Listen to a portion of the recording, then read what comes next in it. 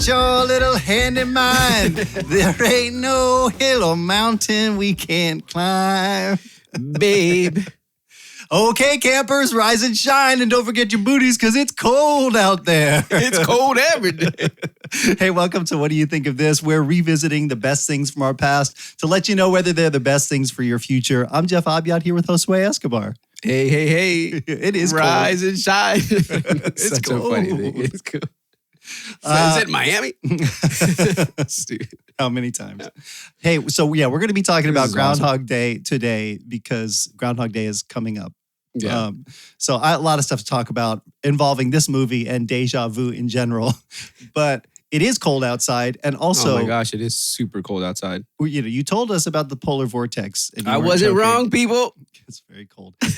And we were just talking about dreams because last week, too, I was telling you I kept having these dreams that felt very real, but also like real life serious You're anxiety. at fault. You're why I had these dreams. I really thought that. Okay, because I have a follow-up. I had a dream. Sorry, I won't bore people with extreme. I had a dream. It wasn't inspiring. It was MLK Day last week, but this is far less inspiring. I was in the left lane on 66, so on the highway, all the way over, full of traffic, but I'm trying to pass somebody and they're in front of me, so I'm stuck. You ever been in this scenario? Yeah. And then they finally get over, and somebody's behind me, tailing me now. Oh, gosh. And I'm already going like... Because they think you're the one that's keeping everybody slow. Yeah. And I'm already going like 80. So now I'm having to floor it just to get by so this person can pass me. Yeah. And I'm going like 85. I'm starting to push 90. Stop it. And then I see a police officer, lights, and I'm stressed. Oh, no. And then I barely make wherever I get off on my exit, and then I don't get pulled over. And I'm like, oh. And this was a dream. This didn't happen. It was just a dream. You said that at the beginning.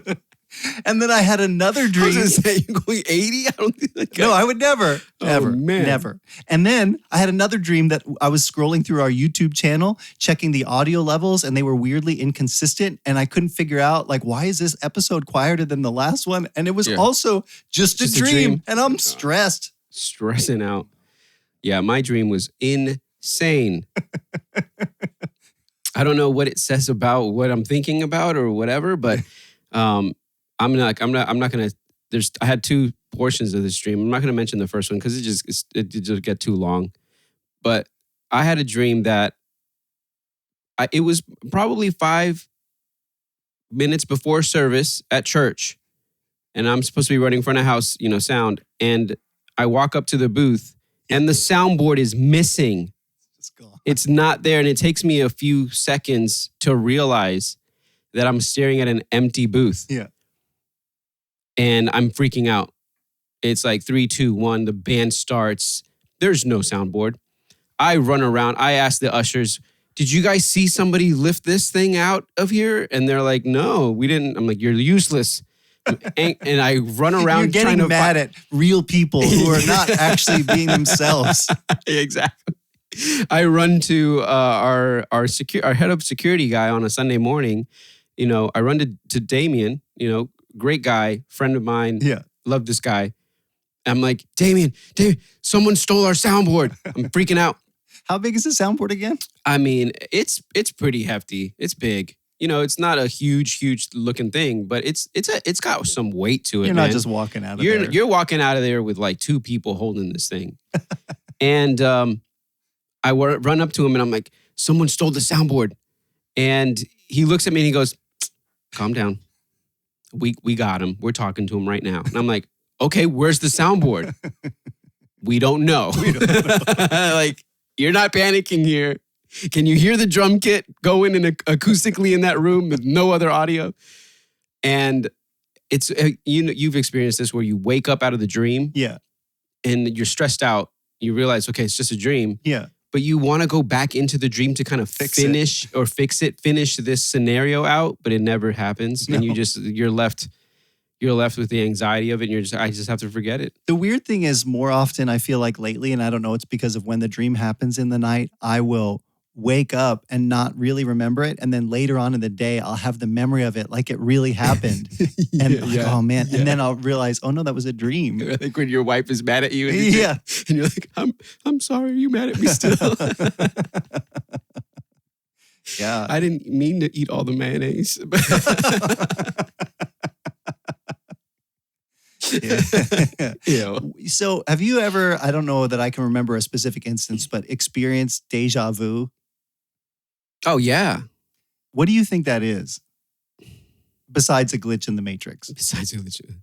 I mean, I think it's I think it's something that resembles something you've done in the past. Most of the time for me, I'm trying to think of right now, and I'm probably wrong, but most of the time I've experienced deja vu is within conversations or things that, like, moments and motions that occur pretty regularly in life anyway, kind of. But there are little instances of like, have we had this conversation before? Right. Oh, we've had this conversation before in this same room, in this like same like, outfit or whatever type of feeling. Yeah. But it's not that it's just a completely repeated thing from the past. Yeah. It's just is so similar to something you've already done, I think. It's been a while since it happened for me that I can't really think of a specific instance, but I do this. I'm just forming this idea right now. But now knowing the power of algorithms, how your behavior can just be predicted by a computer. Yeah. And also knowing that our brains are so powerful and we only use, what is it, like 10% of them or something? Like that, yeah. That I wonder if some people use less than 10%. I'm a witness. It was that usher that didn't track down the soundboard. And but I wonder if our brain is doing this subconscious processing and it has like predicted partially some conversation or some experience or something, and then you're living it and it's almost like it was a memory, but it's because your computer up there is actually doing some work that you didn't realize. Crazy. Yeah, it probably is. That's my theory. It's so fitting to have these these dreams and this all happened right before talking about the movie we're going to talk about. Yeah. Because imagine reliving a day over and over again. It would be a fever dream. It would be awful. Awful. Yeah. Well, we're good. I don't know. We'll talk about it in a little bit. We're good. But before we get to it, because Groundhog Day is coming up, I have a quiz for you and our listeners today about excited. Iconic animals. Iconic animal. Okay. I started like developing this quiz on my own. Sometimes I'll pull one from the internet, but this one I started just kind of coming up with a list. I'm like, okay, let me just think of a couple. And it took me a little bit, but once the juices started flowing, I literally got beyond 50. So I've reduced it to less than 15 for this quiz today because we don't want it to be as long as our drum intros. But that quiz was pretty quick. This one, I think you'd do pretty well. All right, you ready for this? Yeah. Test your knowledge with these fun and fascinating clues. This was written by ChatGPT, this introduction, about famous animals. Can you guess them all? All right, here we go. This animal is known for its powerful wingspan, which can reach up to 7.5 feet. American bald eagle. How'd you know that? Because I love American bald eagles. Shut up, really? It's like my dad's favorite bird. It really, he's got a bunch of statues of eagles and little trinkets of eagles, a frame. Really? Yeah. That's crazy. I didn't know that. Next time I go visit him, I'm going to take some pictures. That's crazy. He loves eagles. I didn't expect that, Jose. You come out of the gate that strong. Each of these animals or iconic animals, I have 3 facts. But the first one on some of these really gives it away. So I'm skipping around here in real time trying to pick the most, not easy to. And I really thought I was just going to have to read that and read the next one. Like, okay, yes. And it was also the national symbol of the United States. Yeah, okay, great. Okay, animal number 2. This animal's roar became an iconic sound in Hollywood, although a tiger's roar was used once for effect. A lion. Do you know which one? What do you mean? This is a specific lion. Oh, He's seen at the start of many classic films. Yeah, with the mane and... Yeah, like a lion? So you mean like a lion? You mean like a... like what type of species of lion? No, what's the company? Oh my gosh. MGM? Yes. Yeah. You got it. Okay. This animal is known for its catchy red hat and big bucktooth smile. Wait, say that again? This animal is known for its catchy red hat. I don't know why catchy. Let's just say red hat. Okay. It's known for his red hat and his big bucktooth smile. This friendly mascot represents a famous chain of gas stations and convenience stores in the southern United States. Bussies. Wait. Bucky's. Yeah. I was like, have I been pronouncing it wrong this whole time? Come on, kids, we're going to Bussey's. No, it's pronounced Bucky's. Come on in, get some gas and beef jerky and Bussey. Man, I will say, have you been there before? Yeah. Just There- for the first time like a year ago. The brisket, burrito, like burritos? breakfast. I had it. oh man, so good. It was with great. egg or without egg? Probably with, Yeah, so good. remember? Bussey. Excuse me, Miss Bussey. Where you keep your ices? Okay, this character was created in 1944, so he's fictional. Mickey Mouse? No. Okay. Often, I just did it again. Forget it. Often depicted wearing a ranger hat and carrying a shovel.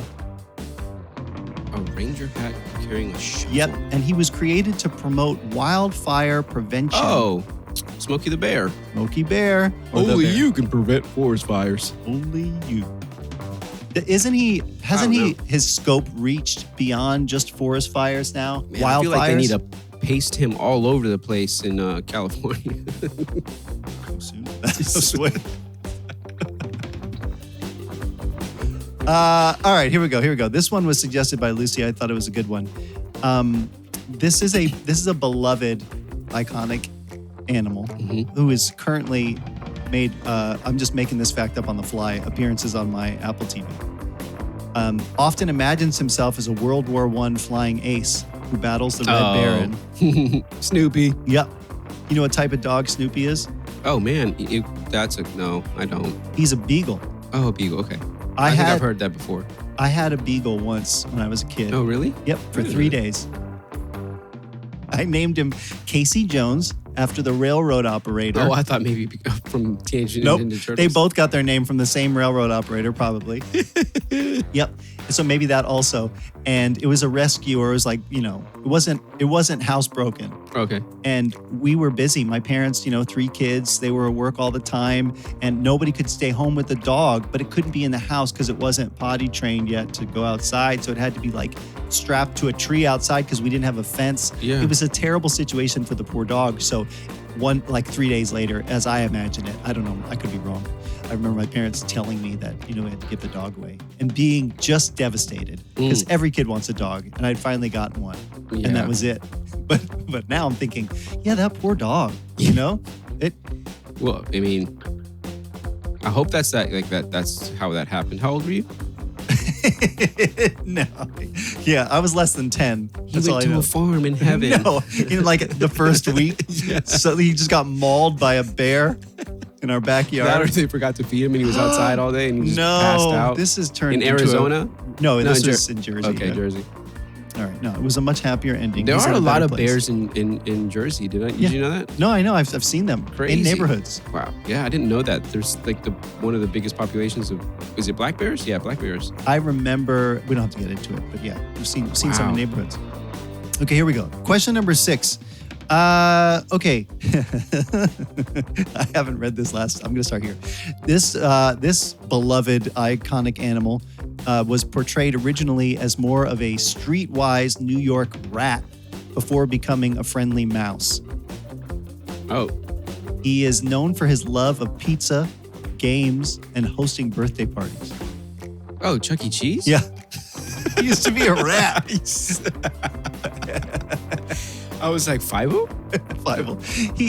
Can you imagine? I don't know why it is that all kids love Chuck E. Cheese as much as they do. It's just the games. The whole and- experience. Yeah, and I was going to say cheese.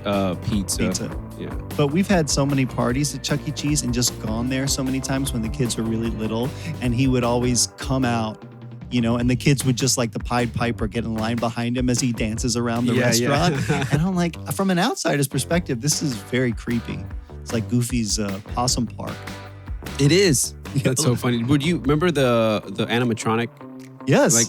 band? Yeah. So creepy. Was yours the same as mine? Mine had a gorilla that played the piano. I think there was this, I think they try to do the same a thing big, with all of them. maybe a bear with a square base. And the way they moved.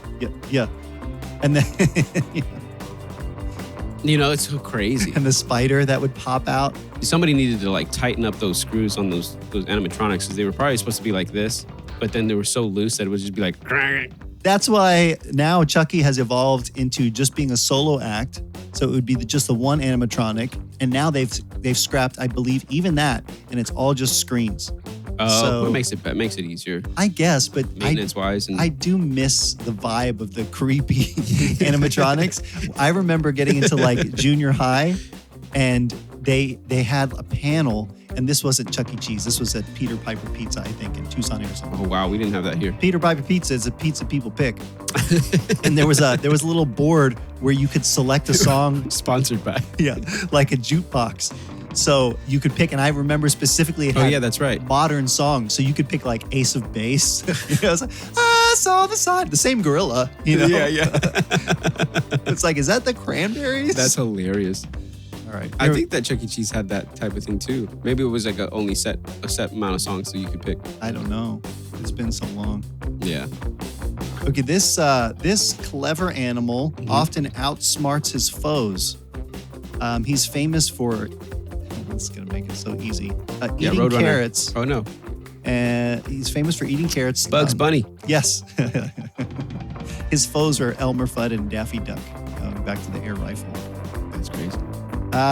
Okay, here we go. This creature's. This is wrong. He's known for his iconic accent and witty humor in commercials. He debuted in 1999 and very quickly became a fan favorite. He is a small green lizard and the face of a well-known insurance company. Oh my gosh, you just gave it away. Well, I hid some of the facts. to make Gecko. it- Yeah, Gecko. that's right. He would like lick his eye, right? No, not the Didn't he do Geico one. I think No. real geckos do that. Yeah, they do. But didn't he do that one time? I don't remember. I'm gonna look it up. He's been in a lot of commercials. Yeah. A lot of other people have come and gone, but that gecko is standing strong. Remember the Cavemen? Taco Bell dog? Oh, yeah. Yo quiero Chihuahua. Taco Bell. Yeah. That was awesome. They need to bring that back. He's going to come back. He's probably in the Super Bowl this year. This animal was born in 1966, and she was named after a famous country singer. She lived for 6.5 years, and she made history as the first mammal to be successfully cloned from an adult cell.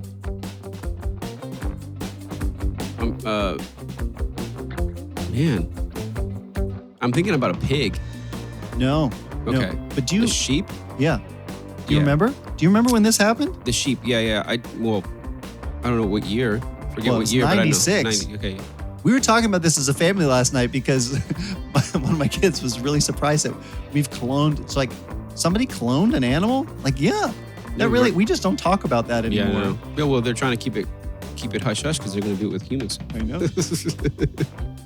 You don't remember the sheep's name though? Oh, Named no. after a famous country singer who you will definitely know. Really? Working 9 to 5. Dolly. Yeah, Yeah. Dolly the sheep.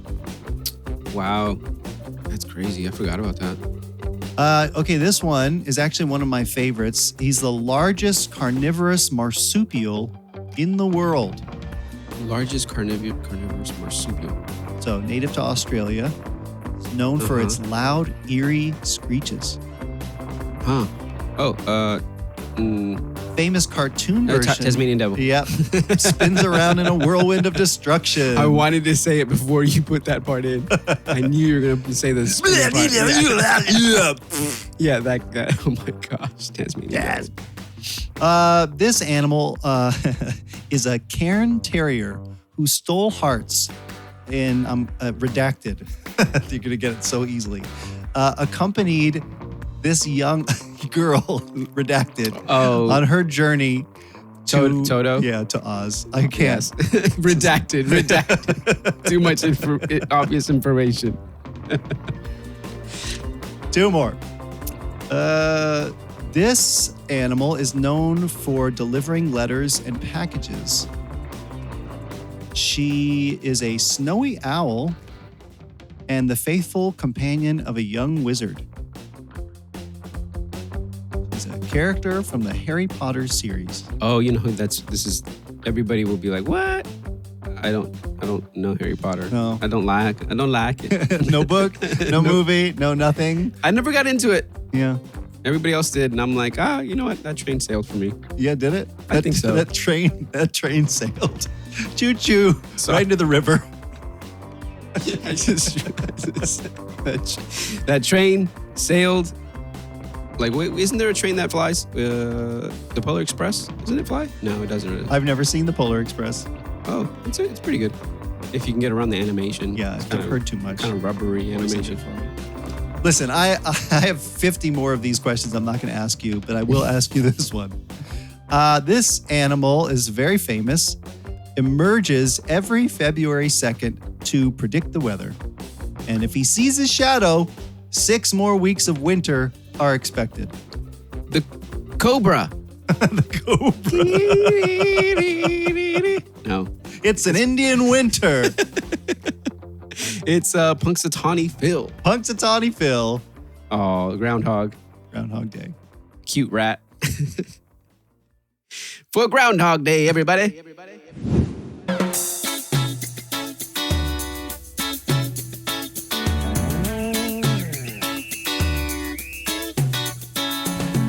Groundhog Day is a timeless classic.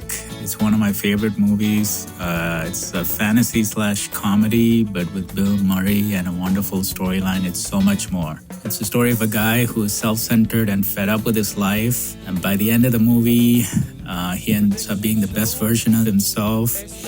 And just the cast and the storyline and how wonderful Bill Murray does comedy, you will totally enjoy this movie. Thank you.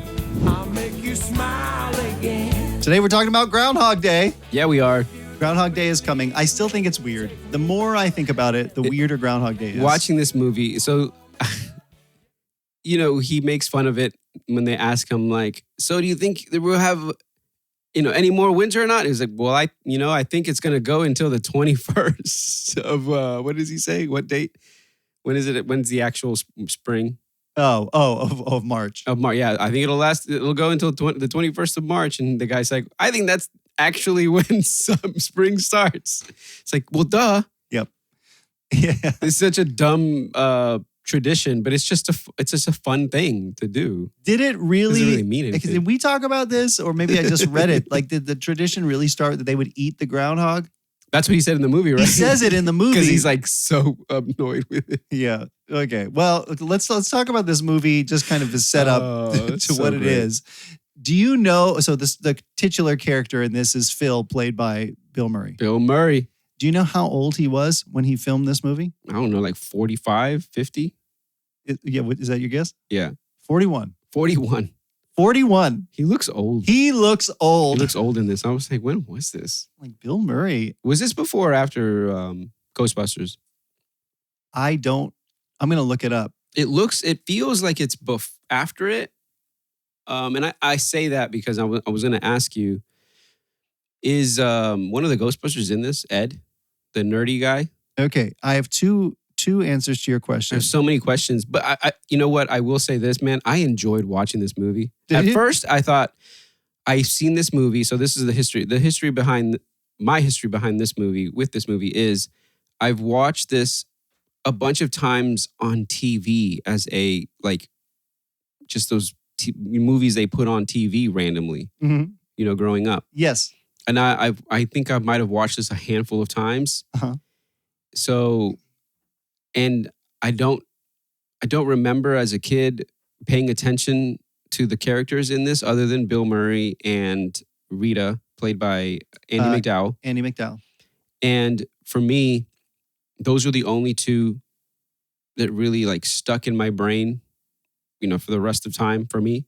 So watching it this time to like you pay attention And seeing all the other characters. and seeing all the other characters, and going, man, this was one of those TV movies. I don't know, I'm going to enjoy this because TV movies you just throw on. There's no value to them. So, when you're growing up, they're just the scraps of what they put on TV. So I'm watching this, and I'm thoroughly enjoying it. I guess because some of the quips and the jokes, the things are hitting me as an adult better than they do as a kid. Yeah.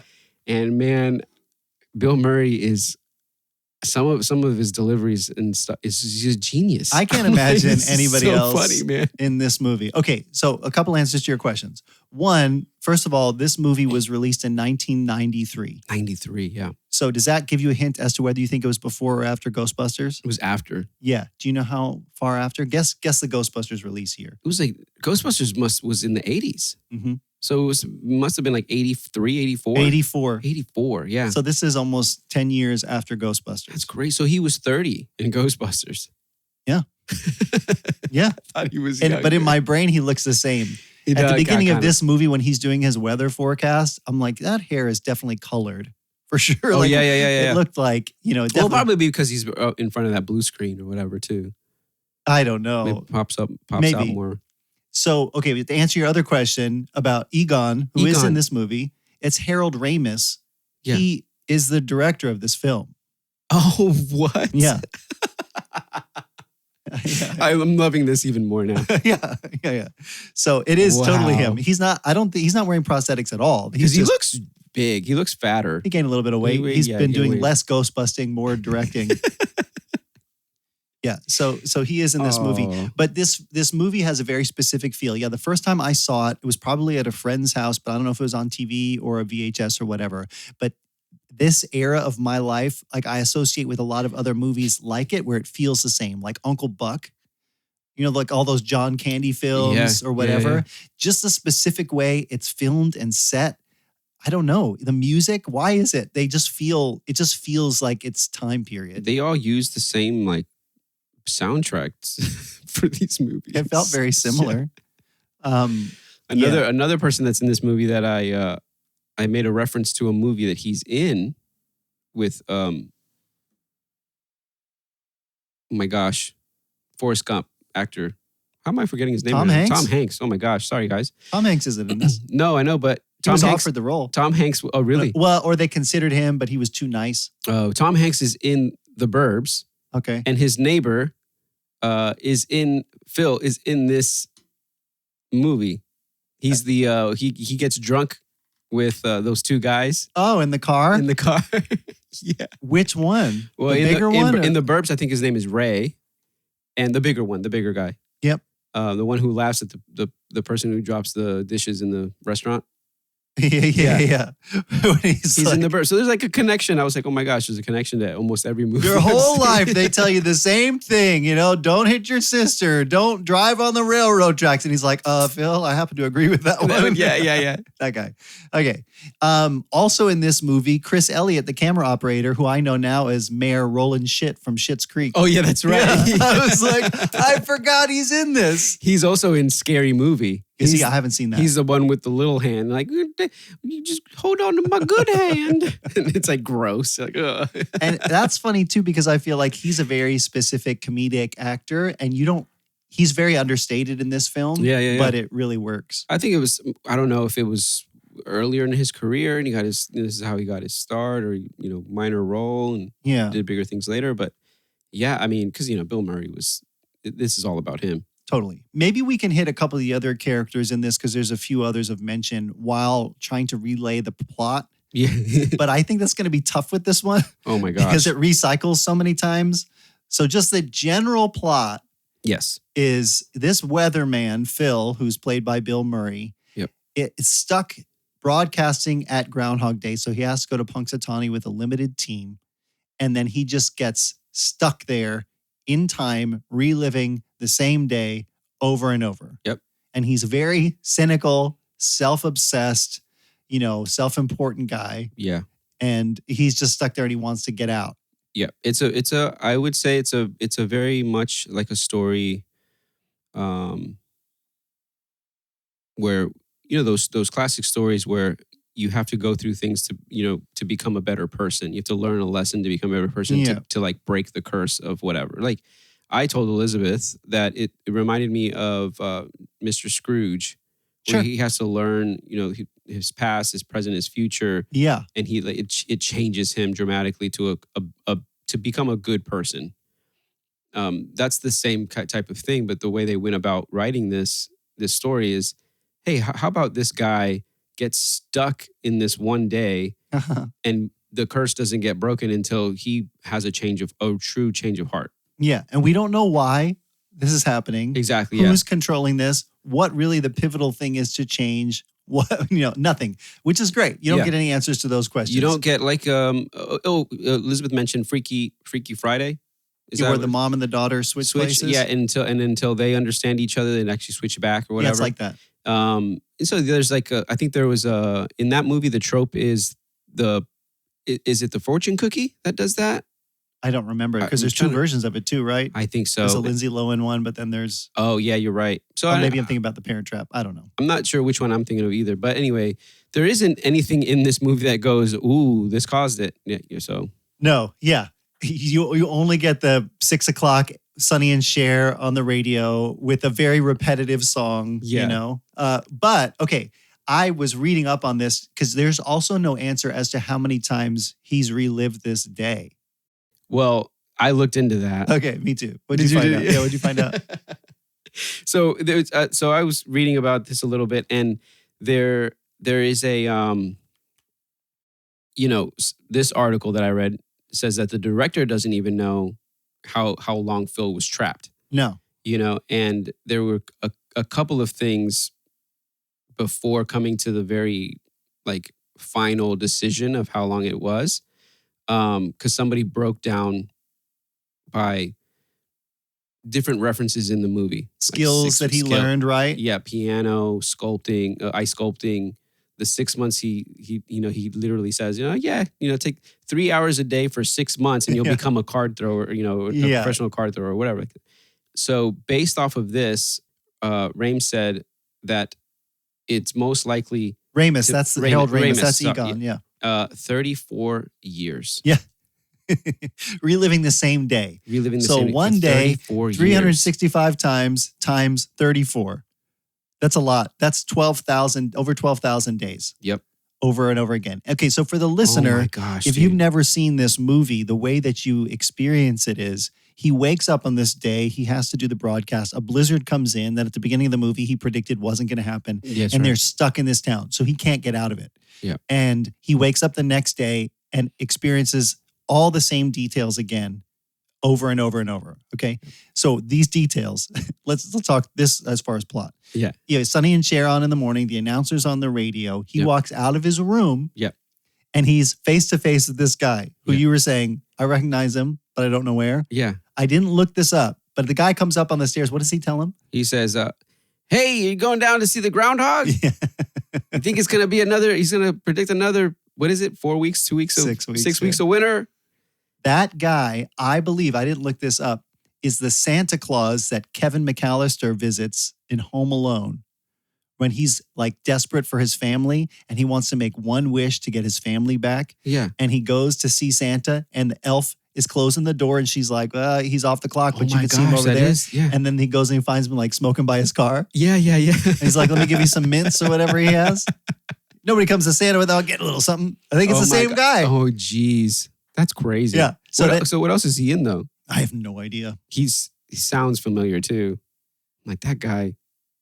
Maybe it's because I've seen this on TV. Over and over and over again.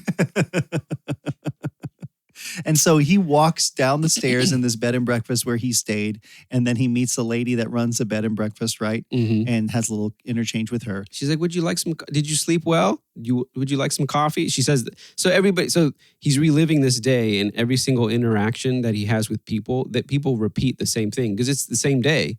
So they're going to live their lives the same way every single time. Every single time. It's really funny. It is really funny to experience and his reaction to it every time and how, over the course of the movie, first he's just befuddled, what's going on? Yeah. And then feeling a little bit frustrated and then overjoyed because he realizes his life has no consequences.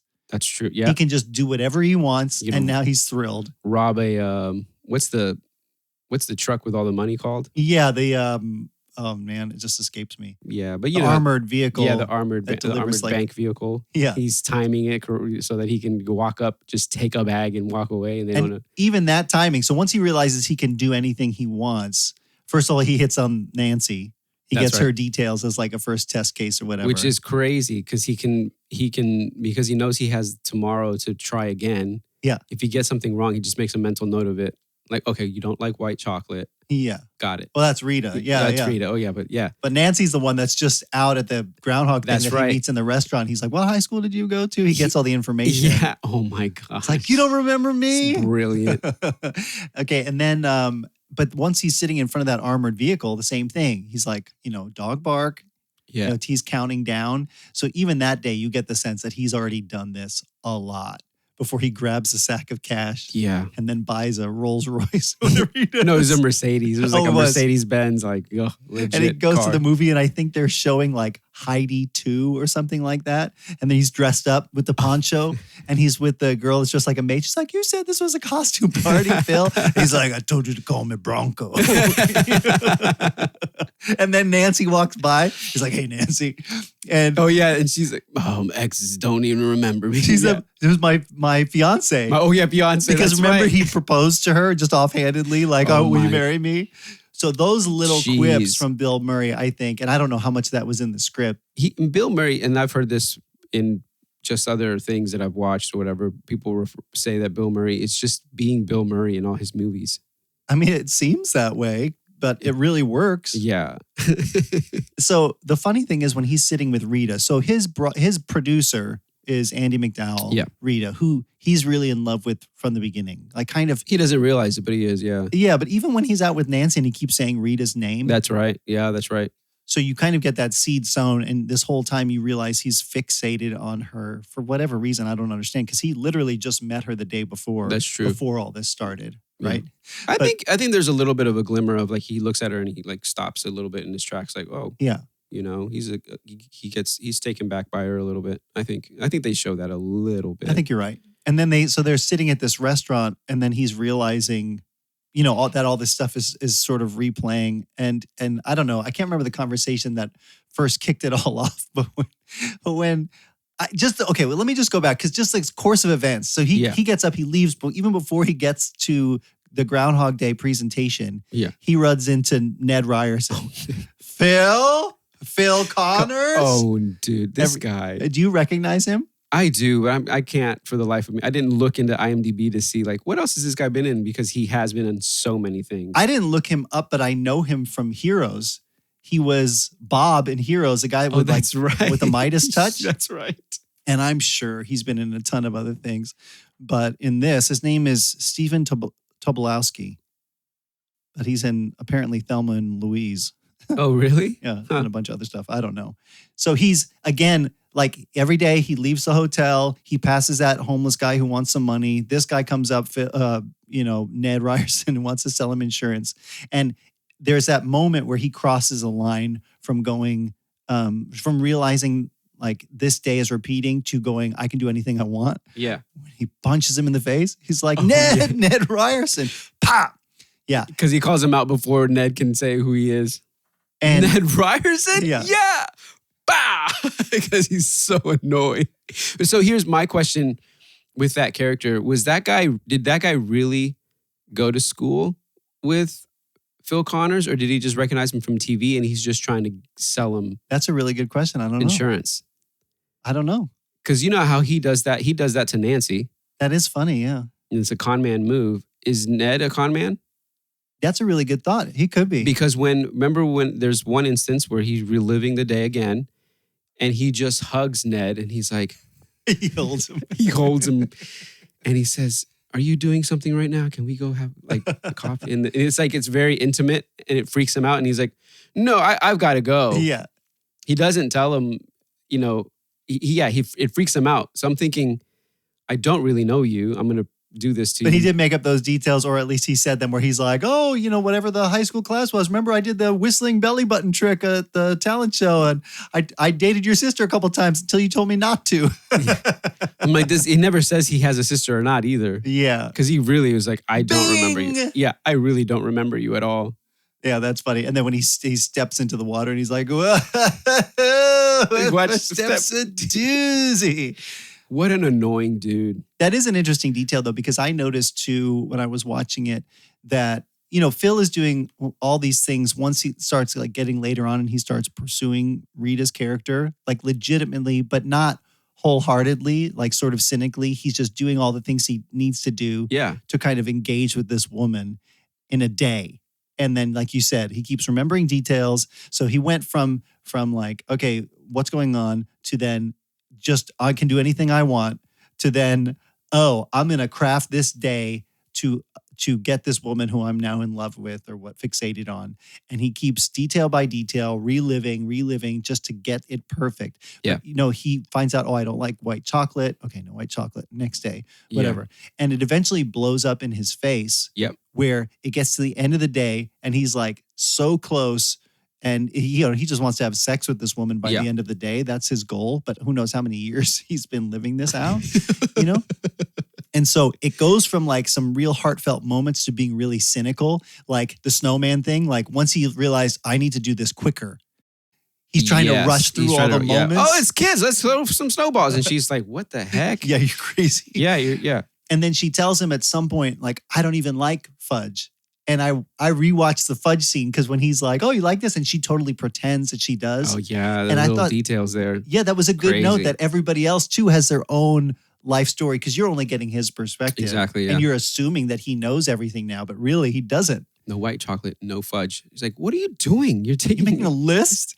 And then it goes Did you plan this? The montage of her just slapping him over and over again. In different moments of the timeline that we've kind of seen go all the way to the bedroom. I thought those details were really cool. Yeah. I'm thinking about this, watching this movie, and I'm thinking about the production of how they did this. Mm-hmm. The scenes with Ned on the street, Ned Ryerson on the street before he steps or when he steps into the water. Yep. They had to film, I'm guessing, they had to film all of that at once. Yep, that's exactly right. I read that. Right? So, because you can't do the rest of the movie and then go back. It's harder that way. Mm-hmm. So you have to have the entire script done, everything, and know every single scene that takes place in this moment. Yeah. And re-film it every single time a little bit differently, or what needs to happen for every single piece of scene that you see in this movie. They had to, I didn't count how many times we see different things repeat, but it must have been at least like 20 times in the movie. Because when I was reading the calculation of how many days it took, it says you can see it. I think it's 38 replays of the day you actually see happen. So they had to film a lot of those scenes almost that many times, like you said, over 20. And also his character arc changes, right? So he would ask Harold Ramis, like, oh, is this good Phil or is this bad Phil? Like he would just try and figure out just really quickly, like, what am I doing here? Are my motives pure? Are they not? Yeah, that's right. Because he goes from, it's funny because the arc goes from perplexed, like panicky, like what's going on, to, ooh, okay, I can get away with whatever I want, to now let me use it, right? Right. And then there's the portion of him with Rita the first time, like you said, becomes something like really wholesome, and it almost feels really honest and like almost good. When they get to the end of the day and it seems like good until he just pushes it. Yeah, but the build up to it too, right? And then it becomes, okay, I hate this. I want to get rid of it. And then it becomes good again when he realizes, okay, I just need to not be unselfish about this. Well, you skipped a part where he commits suicide. Oh, that's what I'm saying. He commits suicide, so it's bad. Yeah. It goes so bad.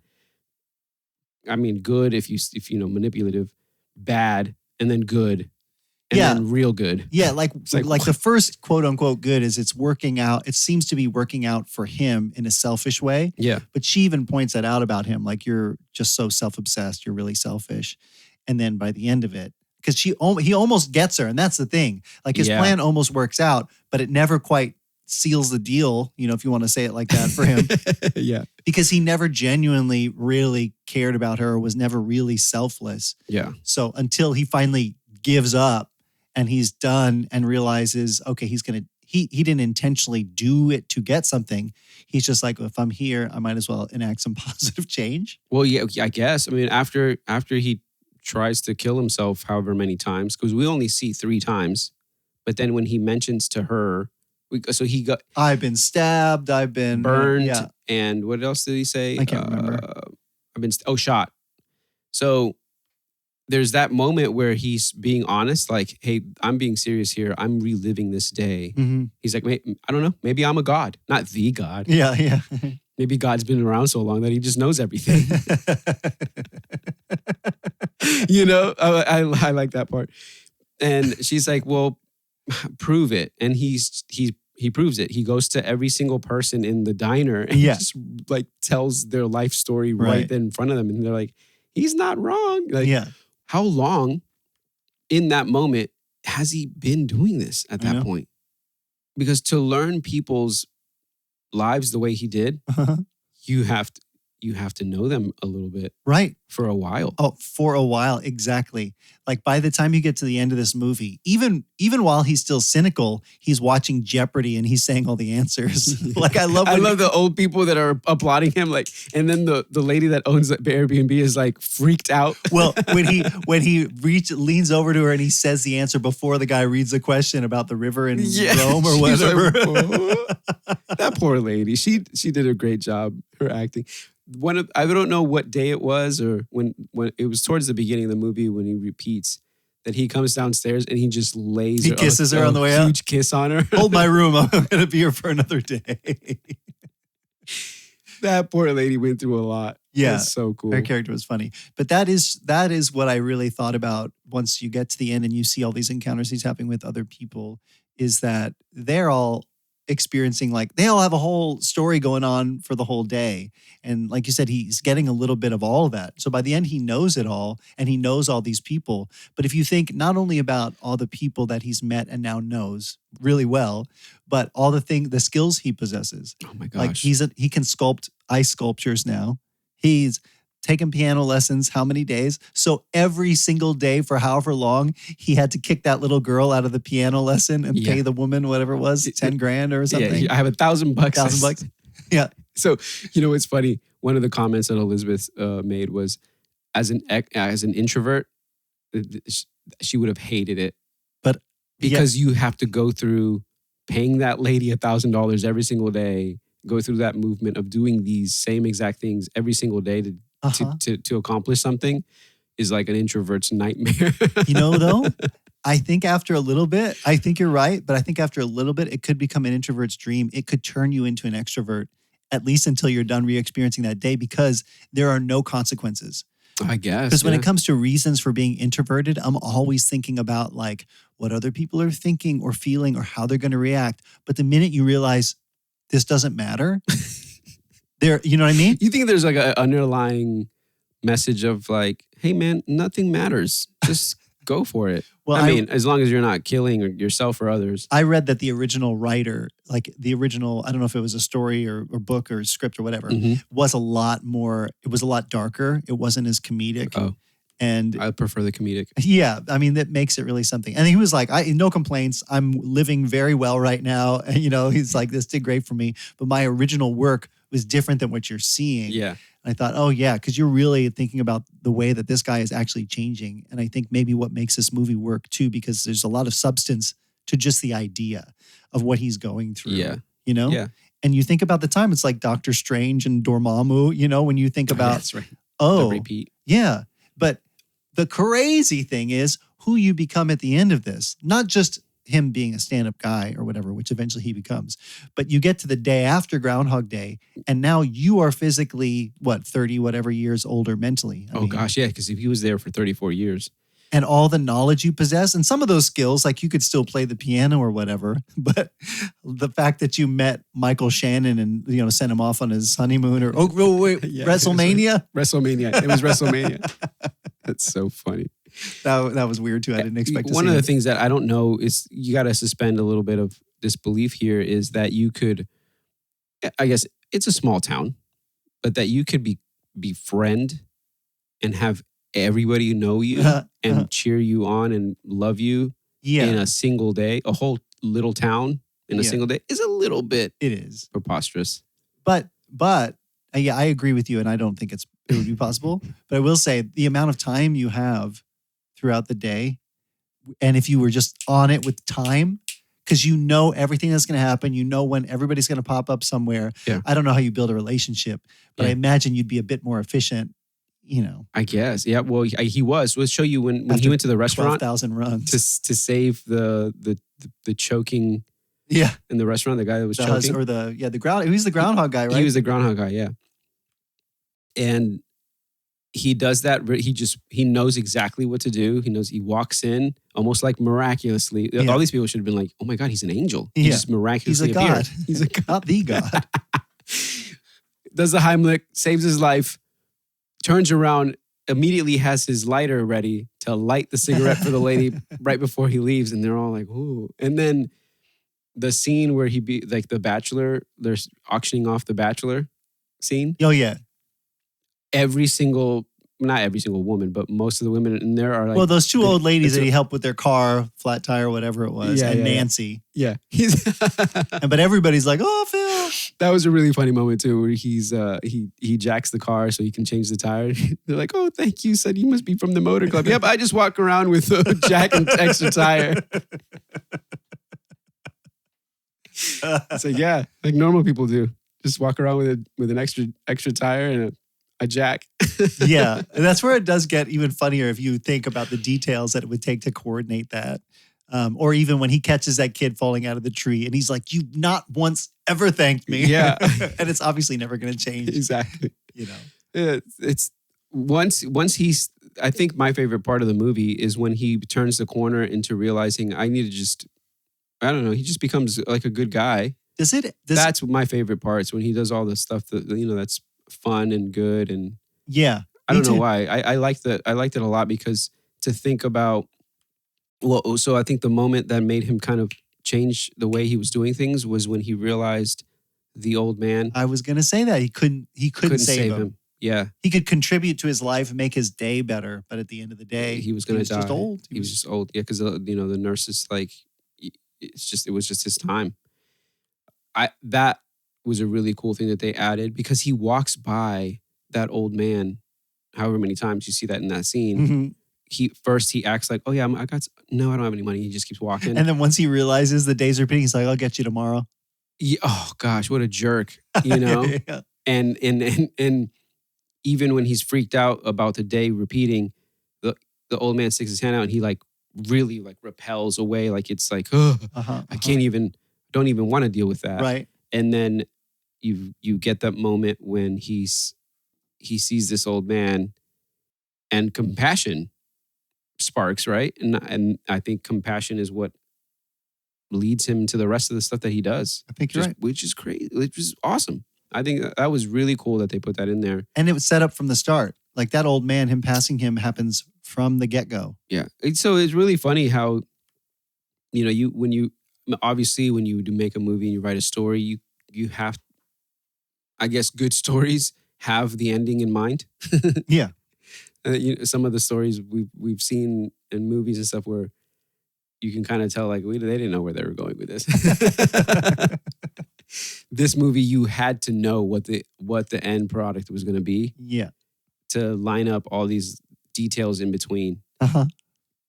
It's really cool. It's really shot really well. Even though it has that 90s vibe and everything kind of feels the same, like the way maybe people use the same camera, same lenses, same shot, same bar. I don't know the lighting even. Yeah, exactly. And same formula for shooting a movie.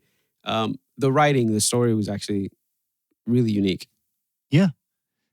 And crazy. I think all the planning made room for ad-libbing. Like, I don't know if anybody else threw stuff in there, but like you said, Bill Murray is very much himself and it's very funny, and the quips were very funny. But also, I love the details in it too. When he starts hitting on Rita, and he starts like taking the engine apart or whatever he pulls out of the car. Oh yeah, that's right. I don't know what it looks like he took like a carburetor fuel out pump or something. Like that. And he sits at the bar next to her and he figures out what drink she likes with, what is it? With the vermouth, sweet vermouth with a twist. Yeah, that's right. Something like that. And then that he orders the drink the next day, and then she's talking and he takes a drink and he's like, ugh. Yeah. He realizes he hates it, but then he just does it over and over and over again.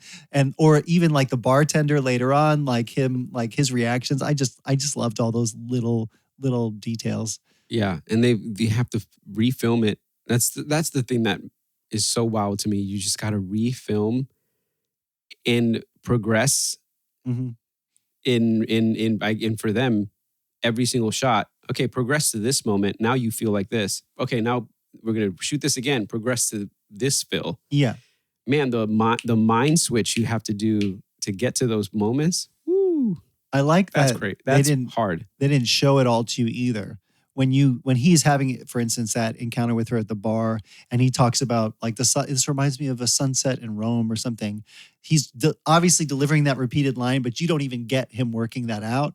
So you get some of the things where he figures that out and repeats it, but then there's other things too where you realize, oh, he's done all this, or he has the stuff to make the snowman in his pocket already. You know, Where did you get that? so that was really good too. I liked his when he finally loses it in the middle somewhere, and he decides the only way for him to get out is to kill the groundhog. Oh, yeah, that's right. Don't drive angry. Don't drive angry. He's on the edge of the. You got to use your side mirrors. Use the corner of your eyes. Corner of your eyes. That felt like a lot of ad lib stuff. I read that they raised a whole family of groundhogs just for this production. Oh, really? Yeah. That wasn't the same groundhog? It may have been. I'm not sure how many they used in There's what probably capacity. some law about how many times you can use an animal, or how long you can use an animal for a film or something like that. Yeah, according to IMDb, Bill Murray was bitten twice by the groundhog, and he had to get a rabies shot just in case. That's hilarious. Well, what's really funny too is like I think we glossed over it, but the groundhog's name is Phil, and our main character's name is Phil. Yeah. So the greatest weatherman, Phil, Punxsutawney Phil, it's like he's playing on that a little bit, like the greatest weatherman is me. Yeah. Oh no, but I'm actually talking about the groundhog, but I'm really talking about me. Yeah. Yeah, right. Super smart writing. I wish I would have written down where he loses it on the broadcast too, and he's so angry. That whole line that he delivers, I don't know. It was good. It's good stuff. I mean, yeah. I was pleasantly surprised. I thought maybe I would be bored with this movie. I honestly, because I know I've watched it, I know I've seen it. It's been on. So that's one of those things. I don't think people are to nowadays, unless you're our age, you understand that, you would turn the TV on and you just watch whatever the station put on. It wasn't like, let me choose what I want to watch today. So you might have missed the beginning of it, but in the case of this movie, it didn't matter. Exactly. So growing up with watching this movie on, because it was a rerun on TV, I really thought, oh gosh, is this movie going to be worth watching? Right. And I think it was. I think it was really fun. I would watch it again. Yeah, I did. Again and again and again and again. That's right, woodchuck-chuckers. It's Groundhog Day. Andie MacDowell too. She was really good. She was. Where she realizes that he's telling the truth, and she sticks around with him. Yeah. I really thought that first time she spent the night with him, that would snap it out, and the next day would come, but it wasn't until later. Oh, maybe I'm misremembering, because I thought it was after the first night. There was one where I think... she stayed up with him all night. She stayed up with him, yep. Yeah. And that didn't work. It needed to be like a mutual, real thing. Right, because he was still kind of despairing at that point. Well, maybe not, but He was almost there. Because sometimes I think that's a little bit of a message of genuine, true change, and something that feels like change, but it's really not. Yeah. Right. You're doing it. You have the right intentions, but you're not actually. You haven't been convicted fully. Yeah. It's like, whoa, that's a pretty deep message there. And it took a lifetime. 34. If it's really 34 years. Yeah. I mean, it could have been longer. That is a lifetime. But that I feel like is a lesson in itself too. It's like how often we're in a rush to get something or to achieve something or to whatever, get to our end result. And really, it's going to take your life. Like that's what life is. Yeah. I love that he says at the end, when he finally gets to the next day, he's like, let's live here. Yeah. Yeah. I mean, I don't know. What else do you do? It's all you know now. The 34 ending, years. I mean, the answer was in front of you the whole time. It's like, there it is, you just wanted to get out of this town. You just wanted to this or that or that. And then But for everybody else, it's the next day. at the end of the movie, Yeah. totally. So for him to be like, I'm going to quit being a weatherman, I'm not going to go back to, Right. back to work. And Well, he's independently wealthy now after he stole all that money from the bank. he doesn't get to keep it.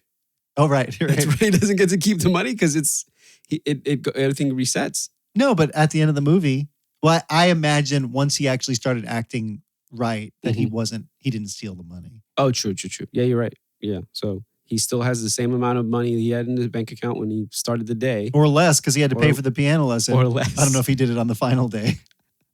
Because it said somebody said something like it would take like 10 years to become that proficient in Just piano. one thing. At one thing. Yeah, that's right. And he's speaking French. And he's that's so crazy. And So sculpting ice crazy. sculpture. So yeah, I mean, how do you live your rest of your life? But you have to walk into a day now that is just the next day. Nobody else knows that you went through all of this. Is unknown. Yeah, that was my final question for you. Is what do you think it's actually like after Groundhog Day for Phil and everybody else? I think people would still think he's some sort of a god because he knows so much about everybody at that town. And they're all going to be like, wait, how do you know all this about me from one day of knowing me? Yeah. But then they're going to, I think if you followed this movie to its logical next step, it turns into something really scary and sad. For him to have all this information, but very specific, besides the Jeopardy info or whatever, and he can sculpt ice or whatever. But now he's like an older person, and now he's living his life. But again, he can't. It's like you haven't predict the advanced. It's like you haven't advanced. Yeah. It's like waking up from a crazy dream. And but it wasn't. Yeah. I don't know. It's weird. I don't think your relationship would last. You think they'd make a Groundhog Day too? I looked it up and I thought there was one, but it was a fan made. I was like, what is this trailer? Because, we've been so spot on. Yeah. It said Groundhog Day 2, 2025, but it was some fan that put something together. Wow. I don't think you could, because I guess if you spun it as a comedy, but the implications of him being in this relationship with this woman, I guess he's changed to the point now where he's the type of person she wants to be with. So you have that. But man, there's a whole lot of baggage you're holding on to there. That's like, you got to unpack it at some point. I don't know. Eventually you have to let that person know, hey, listen, the only reason why you like me is because all of this happened to me. Yeah. And then they're going to think you're crazy. Yeah. So, yeah. Unless you get honest, but you're not, I don't know. Who knows? Yeah, I don't know. You can't prove it at that point because the day is different. Yeah. It's over. It's over. Yeah. You can't prove that, yesterday, all these things happened. It's like, yeah, but that was yesterday. Yeah, you could spend your life trying to come up with trivia facts about that one specific day in Punxsutawney, but it's really not going to last that long. Do you think there is any specific reason why you get Ned Ryerson as a character who's trying to sell him life insurance, that it's speaking some sort of deeper message like the homeless guy was? Oh my gosh. I don't know. Or the other like key things that happen to him every day besides the broadcast were like the blizzard, I think they all contribute to making this a story, but the life insurance, I was thinking like if he actually bought all that life insurance too, but then I thought, maybe there's a point to the life insurance. I don't know. That's a good question. Deeper life message. Yeah. You never know what life is going to bring, so get insured. Get insured. New York Life. Here, come on, sponsor us, New York Life. This film was not filmed in Punxsutawney, Pennsylvania. It was not. It looks like it. It was filmed outside. I think it was like Woodstock. Oh, Illinois. I thought you meant like. You talking about our podcast? Our podcast was not filmed in Punxsutawney, even though it looks like it right now. No, it was in Woodstock, Illinois, I think. And in fact, when you see Ned Ryerson behind him on the building, it says Woodstock Jewelers. Oh, really? Like yeah, that's funny. That's funny. Why didn't they do it in Pennsylvania or shoot it in New York or something like that? Filming. Why do you do anything? I'm not sure. Well, yeah. So when it comes to what we think about this, I agree with you. I think it definitely holds up. I don't nostalgia wise, I don't have any nostalgia for it other than I know I've watched this numerous times on TV or have turned the TV on and all of a sudden, oh, it's Groundhog Day. And it's in the middle of the movie or whatever. So there's really no nostalgia type thing that I could say that I hold. Other than the feel of it, I agree with you. Yeah. Like it definitely feels like a movie of its time. It feels like a movie I definitely watched in my parents' house in the apartments we lived in. Yeah, I think the nostalgia for me probably works the other way, like it did for you, where I go, I don't know if I want to watch. We had the conversation. I was like, I'm not sure about this. Yeah, you know? It was really funny because I had the same type of feeling, but once I started it, I think it's one of those movies like once you start, it gets you pretty quickly. It moves on. It moves to the plot of the movie. Yeah, pretty quick.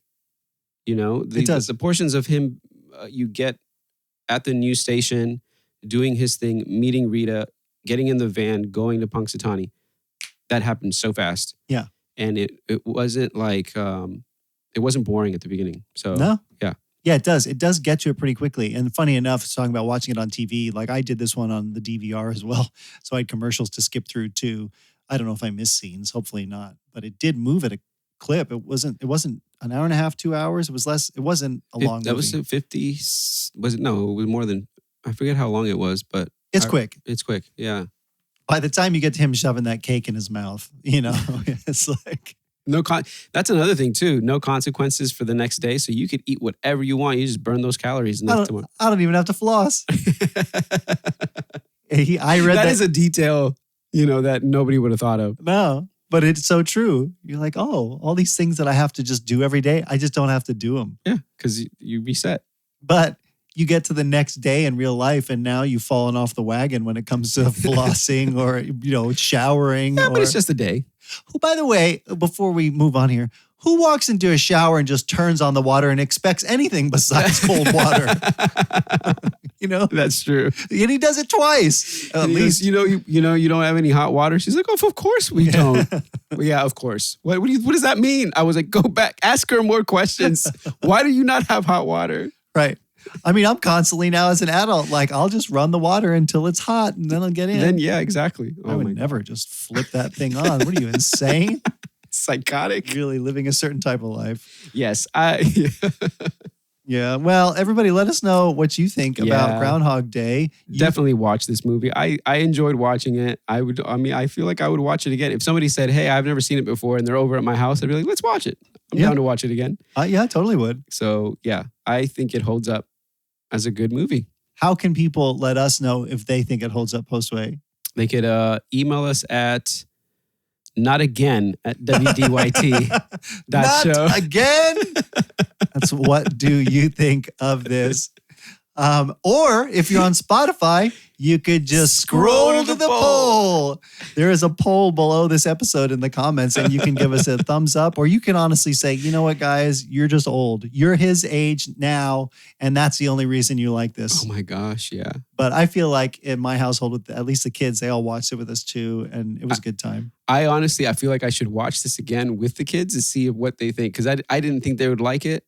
And so I just watched it with me and Elizabeth. So what did your kids think? They all liked it. Really? Yeah. Oh, cool. Yeah. Okay. In real time, we haven't done an intro for this one yet, but I should get one of my kids. I know, we keep talking about getting other people in the intros, but I think it'd be interesting to hear what they have to say about it. That's true. We can always splice them in. But we're always kind of on to the next thing, especially with the podcast now, that we're just kind of going to the next beat. So it's hard to then go back and revisit. Yeah. Like, good luck finding time to cram it in there.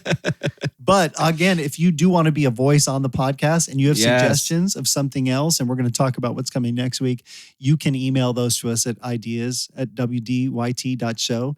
And you can either send us a voice memo of your pitch, why we should watch something, or you can just say, hey, I want to be a voice on the podcast, and we'll give you something to do an intro for. Yes. Because we're always looking for those intros. We are. But before we close things off, I did want to close the loop. It's like a snake eating its own tail. First of all, in real life, I feel like I owe you some updates, which one is I finally finished reading Children of Dune. Oh, gosh. That was a long time. Yeah. It was a Wait, long how long time. have you been reading that now? Well, it's the third book. So, okay. But it wasn't like I would sit down. I never sit down and just read. Who has time? I have 4 kids. We're always between stuff. I started listening to a book on Spotify. Not in the Dune series. No. Oh, okay.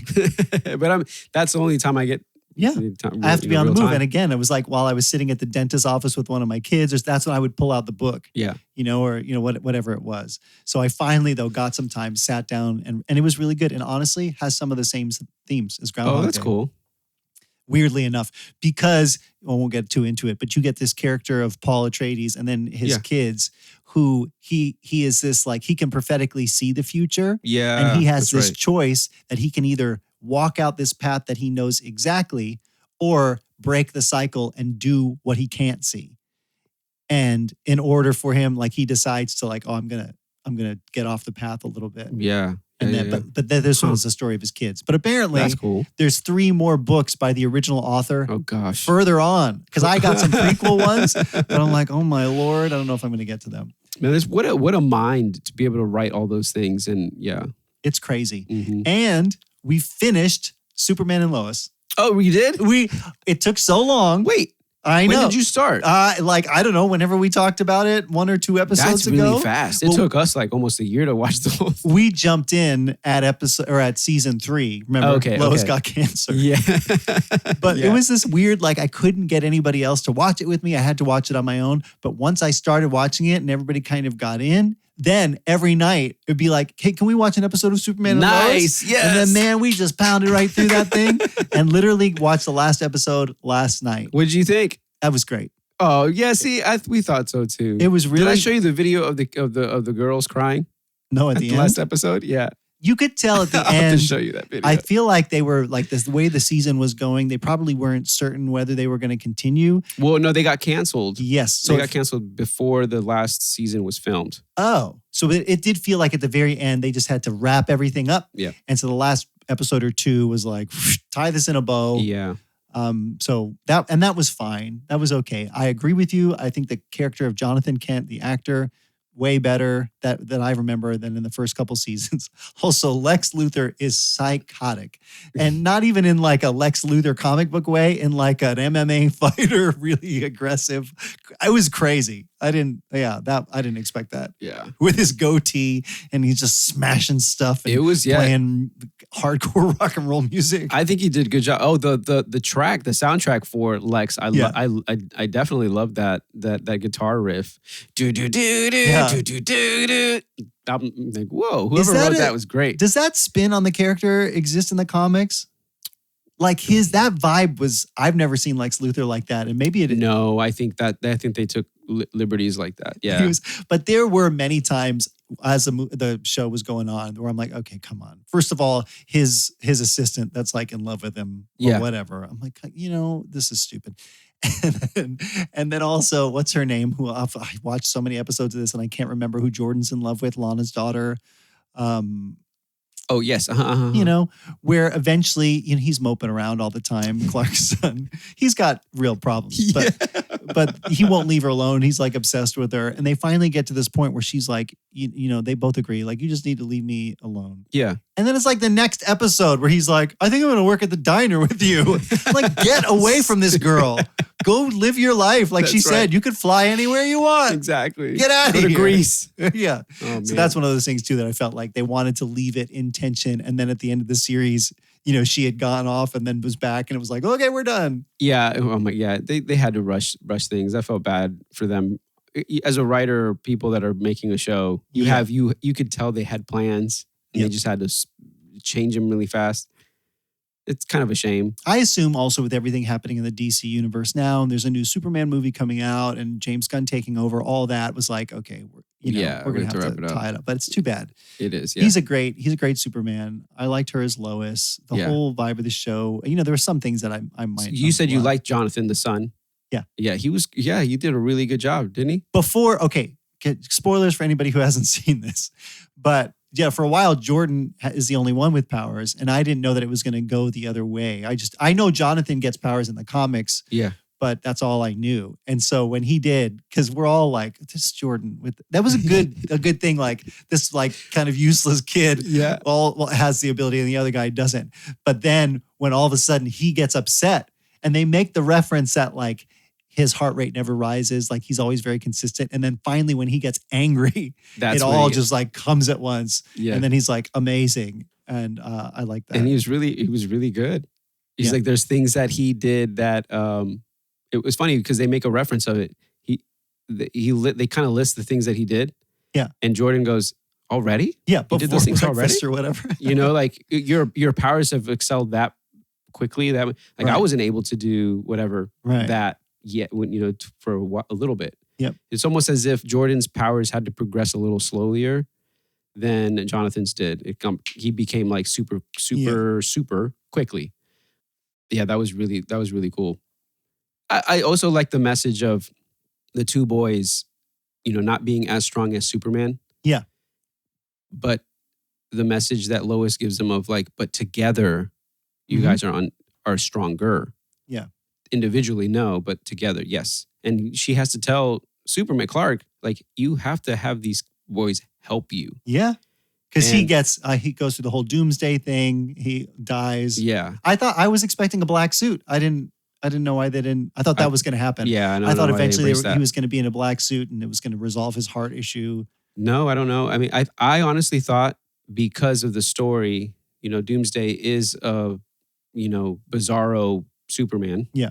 I thought that eventually they would take his heart and put it in, because it's a Kryptonian heart, and they would all balance out. I think maybe they were going that direction and keep him alive for more seasons or something. I don't know, but yeah, because then he would just disappear, and you're like, "What's Doomsday doing right now?" Oh, he's in a cave. Yeah, eating a deer.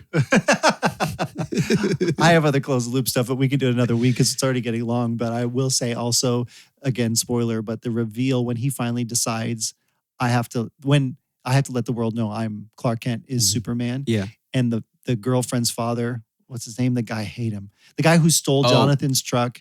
And who legitimately has kind of a reason to be mad when he comes in and he finds out he's Superman after they spend the whole 2 episodes trying to explain to everybody in the town, convince him he's not, which is pretty awful. And then he pulls a gun on him and shoots him. And then it's like slow motion and it's Clark. Yeah, it's just like deciding he slowly takes the glasses off. Really cool. And then he does this, but then it turns around and he's wearing the whole suit. Yeah. Great. Yeah. That was great. Really cool reveal.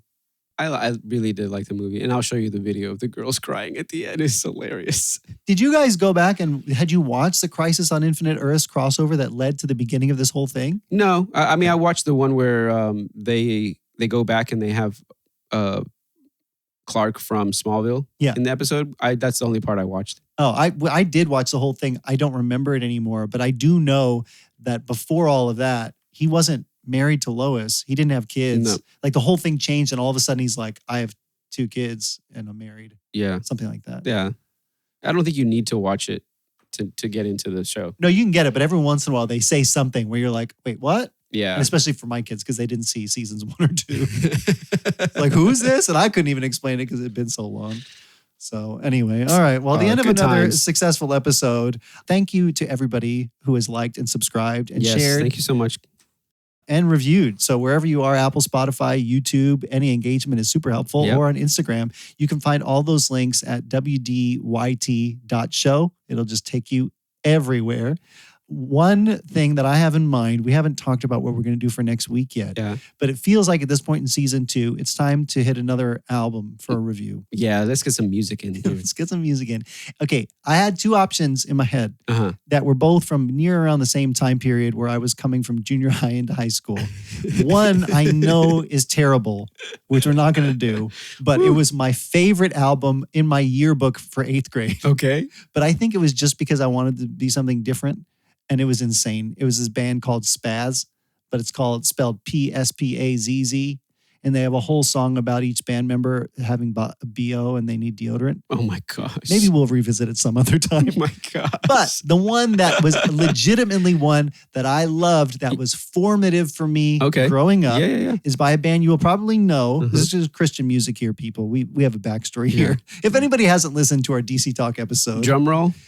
Audio Adrenaline. Oh, I know them. Okay. They have a lot of albums that have been out, but this is their second big album. So not the one with Big Big House, which is, kind of the first one that everybody knows, but the second one is called Bloom. Okay. So the album is Bloom by Audio Adrenaline. It's a Christian rock album from the 90s. And man, listen to it this week. It's been a while since I've listened to it, but this was like one of my favorites. I'm not totally ignorant to him, so I'm excited to listen. Yeah. And they evolved a lot as Yeah. far as, they were around a long time. Yeah, and they're still around, right? Yeah, but a different version of it because their original lead singer lost his voice. It was a Okay. whole thing, but he was kind of one of the iconic elements of the album. Wow. So I don't know. I don't know if you're going to like it, but I remember I loved this album. Let's hope I do. So we're going to come back to Bloom by Audio Adrenaline, and I'm going to have to maybe tag my brother-in-law to do an intro because I'm trying to think who else I know that knows Audio Adrenaline as well as I do. I wonder. I'll ask Elizabeth if she knows them or not. Yeah. There's got to be somebody. I feel like for most bands like that I was into in this era in Christian music, whether it was DC Talk or Newsboys or Audio Adrenaline or whatever, the album I liked, I don't feel like was ever the one that everybody knew the songs from. Oh, okay. You know? Yeah. Well, those are always the most special. Yeah. I have albums like that too, where I'm like, this one is mine, Yeah. and everybody else loves the other ones. Yeah, exactly. That's really cool. So, all right. Well, thanks everybody for hanging out with us for what turned out to be, I think, a great movie. Yeah, I had a lot of fun with it. It was cool. And a great episode. And if we ever do anything adjacent to iconic animals in the future, I have a whole list of questions I can ask you. We should put that out on on the Instagram page. Yeah, we should. Thanks for today, Host Faye. This was great. This was awesome. Thanks, dude. Thanks everybody for listening. We'll see you next week on What Do You Think of This? All right, everybody. Peace out. Be safe out there. It's cold. It's cold.